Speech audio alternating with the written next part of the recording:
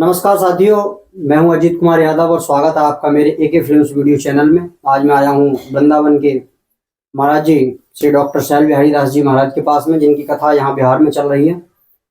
और अभी आपको हम थोड़ा परिचित कराते हैं महाराज जी से। महाराज जी को मेरा प्रणाम। जय श्री राधे राधे भैया। महाराज जी, आपकी जो आप कथा चल रही है यहाँ पर, ये जिला कौन सा है? ये मधुबनी जिला पड़ता है, पचहर गांव है और बिहार में जयनगर के नजदीक में पड़ रहा है। अच्छा महाराज जी, वृंदावन में आपका कौन सा आश्रम है? श्री लाडली धाम आश्रम। कहाँ पर है ये परिक्रमा मार्ग में पड़ता है, कैला देवी मंदिर के सामने, चामुंडा के नजदीक में। महाराज जी, ज्यादा समय न लेते हुए मैं अपनी बात पर आता हूँ, जो कि मैं हर व्यास के साथ में वीडियो बनाता हूँ। मेरा थोड़ा प्रश्नोत्तरी रहती है, मेरे व्हाट्सएप पे या यूट्यूब पर लोग प्रश्न करते हैं, तो उनको मैं थोड़ा आपके पास।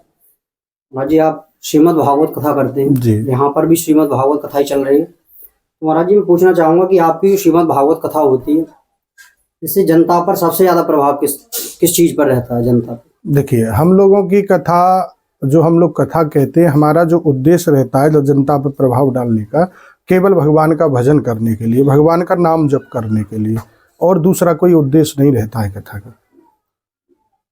अच्छा महाराज जी, एक प्रश्न मेरे व्हाट्सएप पे किसी ने किया था, तो वो प्रश्न ये था कि भागवत जी में भगवान कृष्ण की ज़्यादा महिमा है, और भगवान कृष्ण के हाथ में जो बंसी है वो किसी का अवतार है क्या? देखिए, बंसी जो है वो सरस्वती का अवतार है। सरस्वती के जिस समय ब्रह्मा जी ने और सृष्टि की रचना की है, सृष्टि की रचना करते समय तो अपनी वाणी से ब्रह्मा जी ने, जो मानसी सृष्टि है ब्रह्मा जी की, तो ब्रह्मा जी ने अपनी वाणी से सरस्वती को प्रकट किया।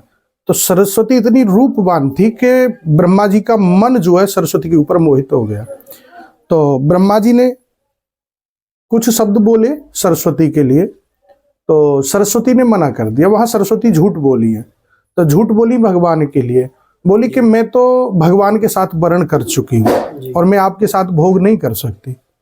तो ब्रह्मा जी को क्रोध आया है, तो क्रोध आकर के तो सरस्वती वहां से फिर चली गई है। 10,000 वर्ष तक सरस्वती ने भगवान श्रीमन नारायण की तपस्या की है। तपस्या करने के बाद में भगवान ने प्रसन्न होकर के सरस्वती को ये वचन दिया था कि सरस्वती, हम तुम्हें अपनाएंगे। तो यहाँ वही सरस्वती द्वापर में आकर के और फिर वो बंसी बनी है। बंसी इसलिए जो है भगवान को वो अति प्रिय है, और बंसी हमेशा भगवान के होठों से लगी रहती है। यही बंसी की कहानी।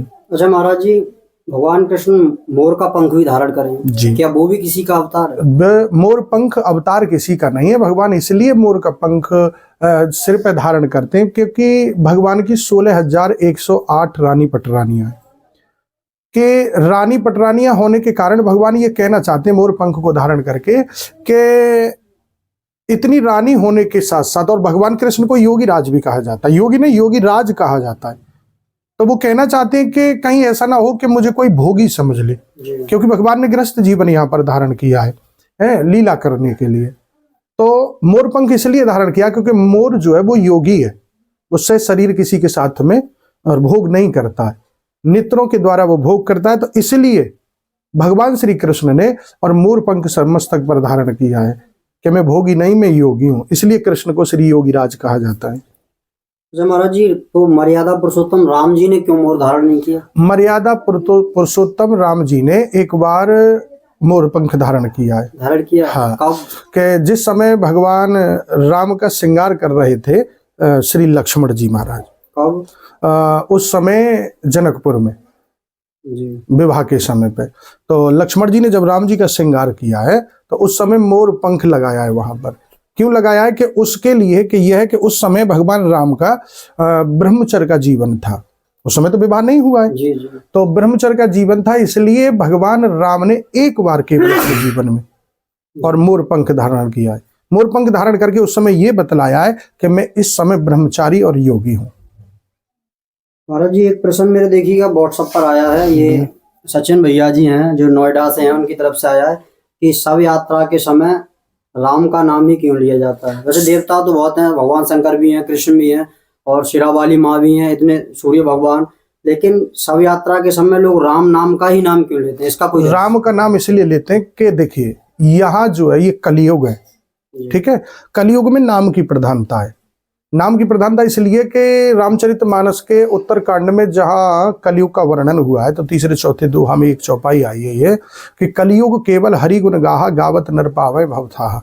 तो कहीं तो जो है नाम की महिमा बताई गई है, कहीं मंत्र की महिमा बताई। तो राम जो नाम है, राम के नाम की इतनी महिमा है कि शंकर भगवान ने जब 1 करोड़ मंत्र वाले और रामायण की रचना की थी, 1 करोड़ वाले मंत्र वाले जो रामायण की जो रचना की थी, उस रामायण की रचना करते करते उन्होंने पूरा भाग उसका अलग अलग करके बांट दिए थे। बांटने के बाद में केवल 2 अक्षर उन्होंने अपने पास में रखे, बोल के इसलिए कि ये सबसे ज्यादा प्रिय मुझे यही है।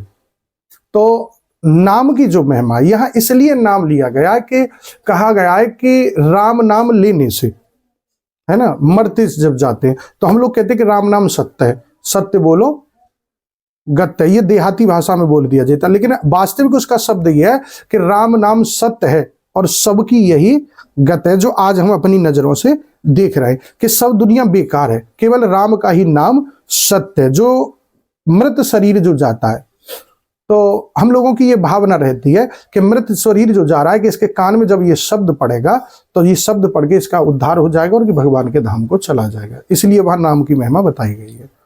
अच्छा महाराज जी, 2 धर्म है, मुस्लिम या हिंदू, इनमें हिंदू धर्म में तो जलाते हैं उस सबको, लेकिन मुस्लिम धर्मों में उसे जमीन में गाड़ा जाता है। ऐसा हिंदू धर्म में भी होता है जमीन में गाड़ने के लिए? कहाँ? हम संत समाज में होता है। अच्छा, तो संत समाज में ऐसा होता है। देखिए इसमें क्या है कि जलाने का ये है कि एक विधान ये जलाने का बताया गया कि जलाने के हमारा जो शरीर है ये 5 तत्व से इसकी रचना हुई है। छित जल पावक गगन समीरा, अग्नि जल वायु पृथ्वी, है ना, ये ऐसे करके 5 तत्वों से शरीर की रचना हुई है। तो सभी ने अपना अपना अंश दान करके इस शरीर का निर्माण किया है।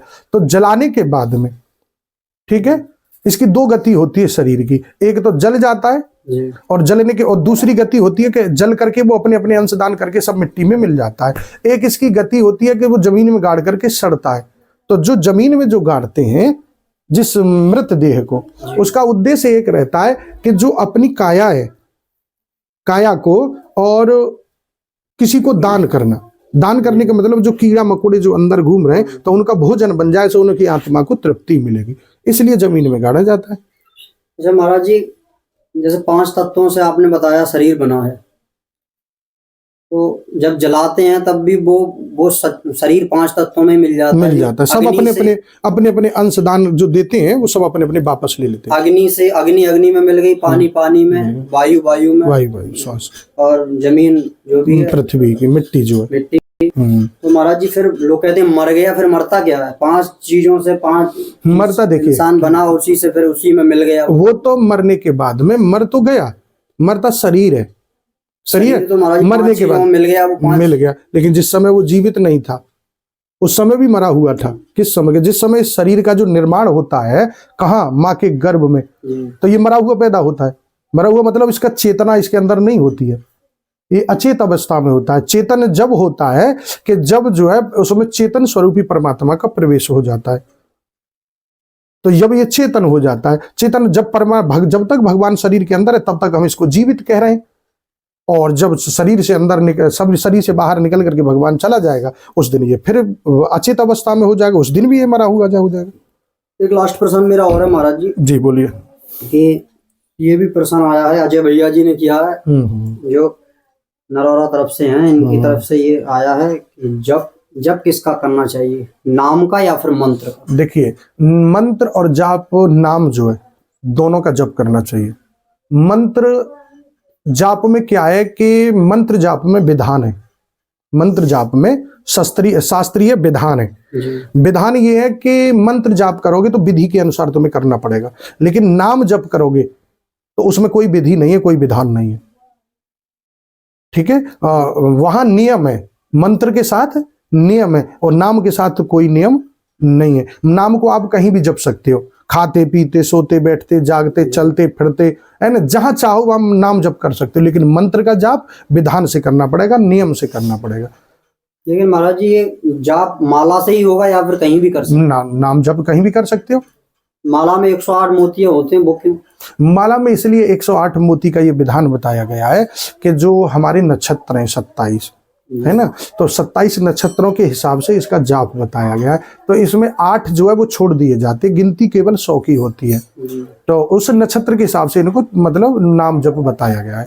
उसके बाद में विधान जो है कि जरूरी नहीं है कि हम लोग जीवन भर माला फेरते रहें और माला लेकर के ही हम बैठते रहे। मान के चलिए किसी की सिपाही की नौकरी लग गई, कोई पुलिस में भर्ती हो गया, अब जीवन भर वो सिपाही बन करके बैठा रहेगा तो उसकी कोई तरक्की नहीं है।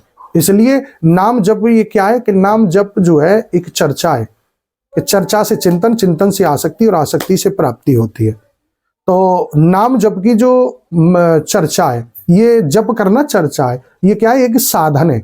माला साधन है, साध्य नहीं है, एक मार्ग है। कहां तक? एक साध्य तक पहुंचने के लिए कि माला जप के हिसाब से, और इस साधन से हम भगवान तक पहुंच सकते हैं। महाराज जी बस अच्छा, राम जी का मंदिर बना है अयोध्या में और प्राण प्रतिष्ठा भी है 22 जनवरी को, इसके बारे में आप कुछ बोलना चाहेंगे? खुशी की बात है, क्या बोलेंगे। सबको, हर हिंदू को, सनातनी को खुशी है इस बात की। बड़े हर्षोल्लास का विषय भी है और दिन भी है उस समय कि वो दिन है कि जो आज 500 वर्षों की प्रतीक्षा जो है वो शायद सबकी खत्म होगी कि भगवान एक टेंट से निकल करके और अपने महल में जा रहे हैं। तो सबके लिए खुशी की बात है और ये उत्सव हम लोगों को बड़े हर्षोल्लास के साथ में मनाना चाहिए, क्योंकि राम हमारे आदर्श हैं, राम हमारे सब कुछ हैं और भगवान आ रहे हैं तो बड़ी खुशी के साथ में अपने महल में विराजमान होंगे। ठीक है महाराज जी, इन्हीं प्रश्नों के साथ मेरा आपको प्रणाम। ठीक है, जय श्री राधे। साथियों, अभी हमने महाराज जी से बात की। अगर भागवत कथा भी किसी को कराना तो ऐसी व्यवस्था से कराना चाहिए कि जो कि जिनके अंदर ज्ञान है। जो भी प्रश्न मैंने महाराज जी से किए हैं, बड़ा सुंदर उनका जवाब भी दिया है महाराज जी ने। श्री राम वृंदावन में इनका आश्रम भी है, श्री लाडली धाम आश्रम। उस पर आप लोग जब भी आए तो महाराज जी से मिल सकते हैं। चामुंडा मंदिर के पास में है ना, चामुंडा मंदिर के पास में महाराज जी का आश्रम है। आप जरूर महाराज जी से मिलें, बड़ा सुंदर स्वभाव है और बड़ी सुंदर कथा भी ये कहते हैं। तो इसी के साथ आप लोग प्रश्न भी कीजिए, जिसका जो मन हो वो प्रश्न आप लोग मेरे कमेंट में कर सकते हैं चैनल पर, ताकि मैं अगले किसी व्यास के साथ में, किसी ज्ञानी पुरुष के पास में पहुंचूं तो आपको उन प्रश्नों को मैं उनके साथ बोल सकूं, उनके पास में बोल सकूं, उनका जवाब आपको मिल सके। इसी के साथ मेरा आपको प्रणाम। जय श्री राधे, जय श्री राधे।